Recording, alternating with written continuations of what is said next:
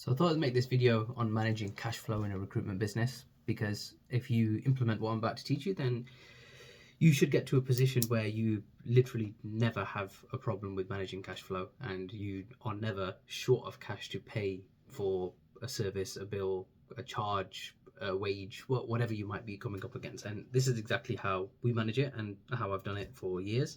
And it's worked brilliantly, so I'm just going to share it all with you. So the principle that I got was from a book called Profit First, and it's a good book. It just talks about how to, from an accountant's perspective, how to manage all your cash flow properly. And I'm going to put a little spin on a twist on it, on how we applied it into the recruitment business so that it works well for you as well. So if you consider your average monthly revenue, like how much money you're making, and if you're just getting, then you can forecast this. So if you consider your average monthly revenue and you take the past 3 to 6 months worth of bank statements, you can assess what percentage is being allocated to what level of spend. So if you are on your own and you're a really small business, like you should have like 70% plus profit margins. Like given the size of our team, we still operate with 70% profit margin. So it should be really profitable. Like you, at minimum, you want to be able to see where your expenses are going. Like what licenses, what tools, what softwares, and so on. And when you consider where your expenses are going, you can now allocate them. And you could say, okay, 20% is going towards tax, and then 20% is going towards, I don't know, directors' wages. So as the owner, take 20%, and then you've got 20% for expenses, and then 20% let's say sits in the account, petty cash as it's known, and then you've got another 20% which is just for future.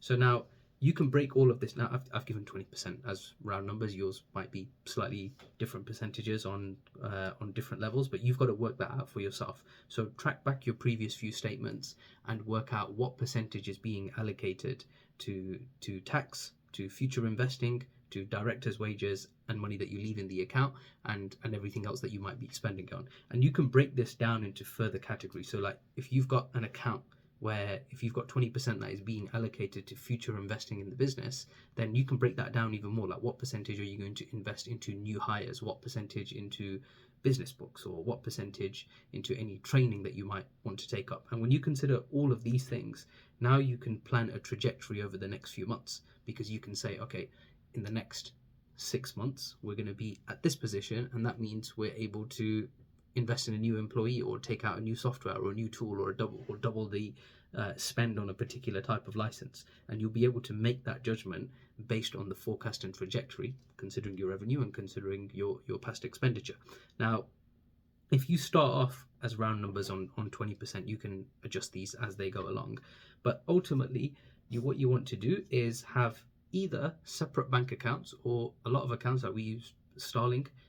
With Starling, you can have what are called pooling pots, and you can allocate funds into different pots regardless, without taking the money out of your bank account. And if you don't have that available with your bank, then you just set up more bank accounts. So we have, how many bank accounts do we have? Like quite a few, more than 4 now, all for different pots. And when you consider all the different allocations that come out into a business, then as soon as the revenue comes in, like this is like cash being collected into your bank account, you should be able to allocate it straight away. So straight away, just move the money. Like that much is for tax, that much is for employee expenditure, that much is for the running cost, that much is for that. And every time a payment comes in, if you're allocating it into these pots, and that includes future investing and so on, then straight away it's like, you can pay yourself, you can pay your employees, you can cover all of your expenses, you can cover all your taxes, and you've still got some money left over. And one of the pots that we have is like for future investing as well. And when you consider all of these different pots, you keep piling them into each individual pot. And then when the bill comes, like at the end of the month, you've got to pay, I don't know, your direct debits come out, or your your VAT or your tax bill, wherever you're based, and you're paying that, you always have that money in the account because it's been set aside. And what it does is it does 2 things. One is it allows you to forecast better. A few more things actually. It allows you to forecast better. It allows you to pre-plan expenses in a much better way, and it puts you in a position where you never have any problems with paying for expenditure for anything that you want to do, because now you take this exact same model, And you can apply it to your personal finances as well. You can say, okay, as soon as the money comes in, what do I pay for? Like, do I pay for my kids' clubs and tuition? Do I pay for broadband, internet, mobile phones? Like, expenditure towards, I don't know, date night with the wife, or like, whatever you're planning. And when you allocate all of those expenses, now every single account that you've got, both business and personal, you can forecast, plan, and predict everything that you can do or you can afford to do more accurately, and you'll have the money ready for it. It's just like having a holiday fund. Why not have a fund for everything else that you might be doing, like a holiday fund, a school clubs fund, a school uniform fund, like whatever it is that you do, and you track back, and the more you track back, the better, basically. Like if you track back to 6 months or 12 months or even 2 years, you'll have an even higher level of accuracy for what percentages you're actually spending your money on. This is both personal and professional from a business perspective. So if you set up these pooling pots, you allocate the relevant funds, from a trajectory perspective, you'll be so much more organized, and you'll be able to see things into the future is not the right word. So you'll be able to predict how prepared you are for every single eventuality that might come up later on down the line, because the chances are you're going to be living or expending your money on very similar things in the near future.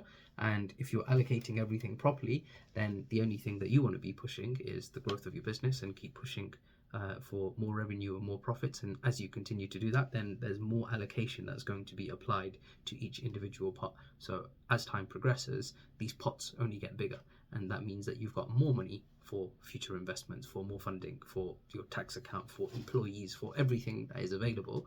And that's going to set you up in a way more organized fashion, so that you can manage your profits, your cash flow, and have better cash flow inside your own business.